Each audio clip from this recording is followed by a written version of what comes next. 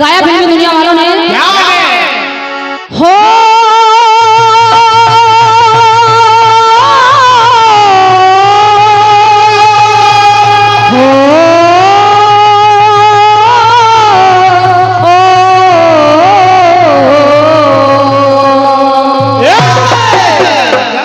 गाया फिल्मी दुनिया वालों ने वो आके पहलू पे ऐसे बैठे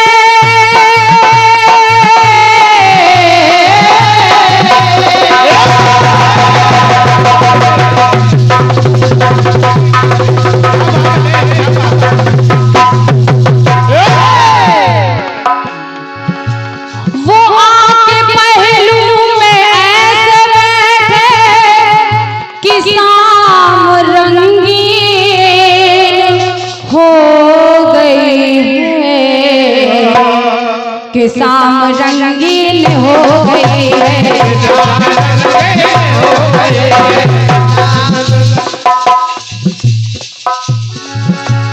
वो आके पहलू में ऐसे बैठे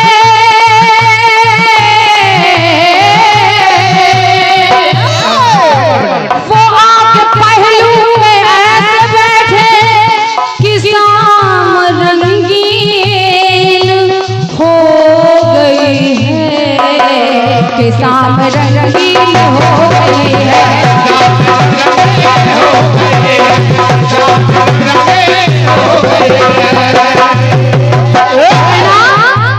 जरा जरा सी कि जरा जरा सी खिली है तबीयत जरा सी गमगीन हो गई है तुझी हाल मस्ती मकुन परंजस कि जिहाल मस्ती मकुन परंजस पहाड़ हिजरा बेचारा दिल है तो सुनाई देती है जिसकी धड़कन तुम्हारा दिल या हमारा दिल है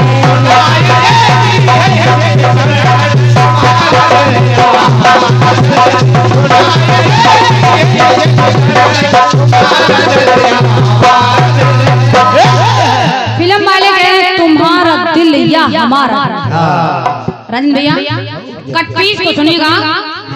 एक बार हुआ क्या माता के दरबार में एक भक्त पहुंच गया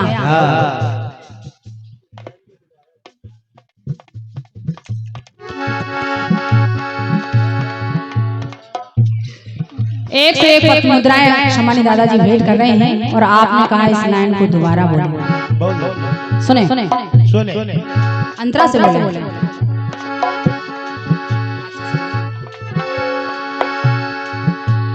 वो आके पहलू में ऐसे बैठे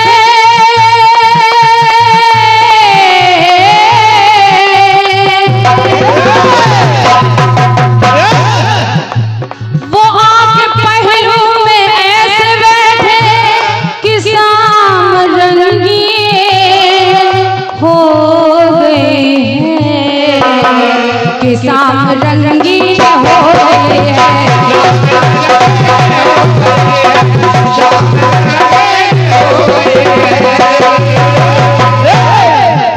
तो जरा जरा सी कि जरा जरा सी खिली है तबीयत जरा सी गमगीन हो गई है तो जिहाल मस्ती मकुन परंजस कि जिहाल मस्ती मकुन परंजस पहाड़ हिजरा बेचारा दिल है तो सुनाई देती है जिसकी धड़कन तुम्हारा दिल या हमारा दिल है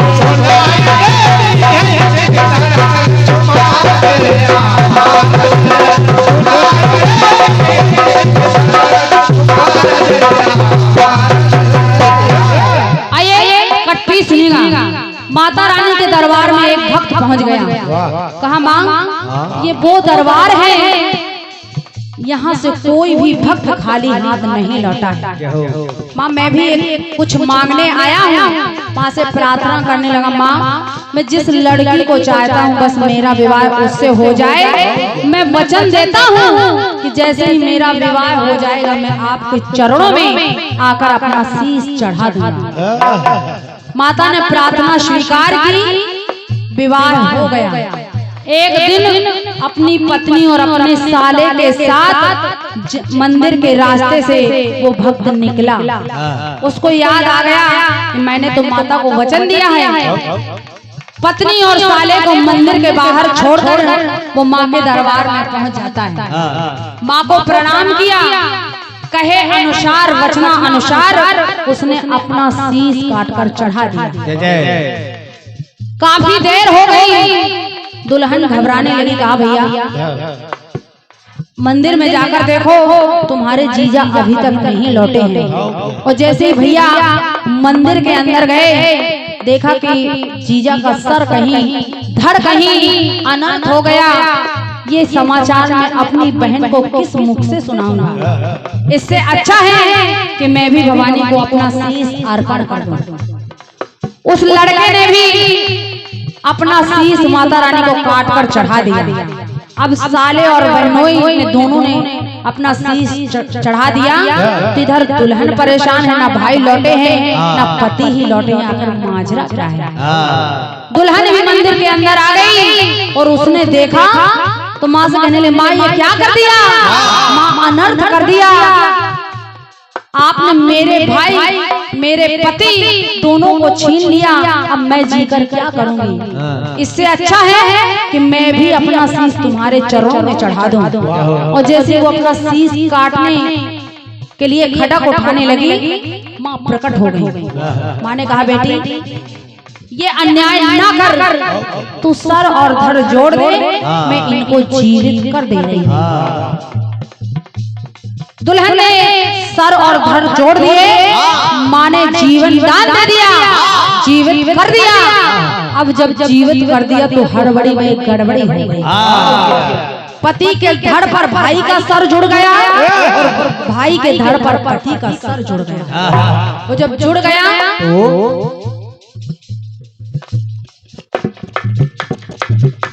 तो परेशान दुल्हन हो गई और कहने लगी, माँ मैं किसको भाई कहूँ और किसको पति कहूँ? और इधर जब साले बहनोई ने एक दूसरे को देखा। माता बहन जी, मेरा कटपीस यहीं से प्रारंभ होता है, जरा सुने सुने कहना।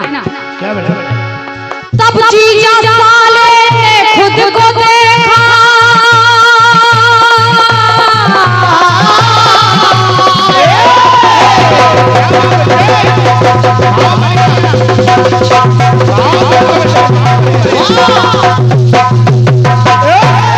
कहना। तब जीजा साले ने खुद को देखा तो मिली थी आंखें, मिली रह गई, मिली थी आंखें रह गई।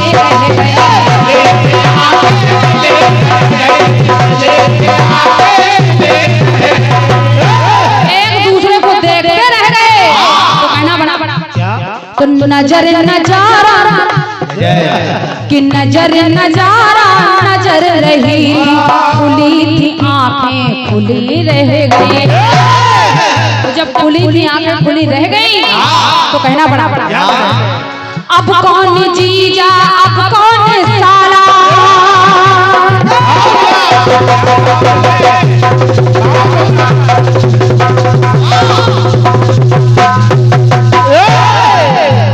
अब कौन जीजा अब कौन साला? सोचिए कि अब कौन जीजा अब कौन साला? अब रिश्ता वाली कठिन गए है। क्यों? हमारे धड़ पर तुम्हारा सर है, तुम्हारे धड़ पर हमारा सर है। तो हमारे धड़ पर तुम्हारा सर है, तुम्हारे धड़ पर सर है।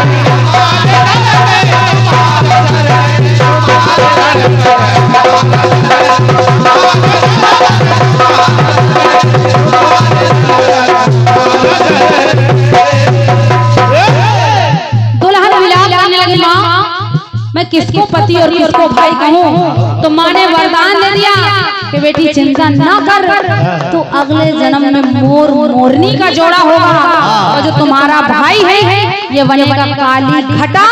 और जब जब ये काली घटा छाती है, मोर नाचता है, मोर के आंखों से जो आंसू गिरते हैं वो मोरनी पी लेती है, उसी से गर्भवती हो जाती है। कहीं कहीं लेग में आंसू मिलता है तो कहीं कहीं मुंह से झाग भी मिलता है। इसलिए कहना पड़ा कि अब कौन जीजा अब कौन साला, अब रिश्तों वाली कठिन डगर है। हमारे धड़ पे तुम्हारा सर है, तुम्हारे धड़ पे तुम्हारा सर है।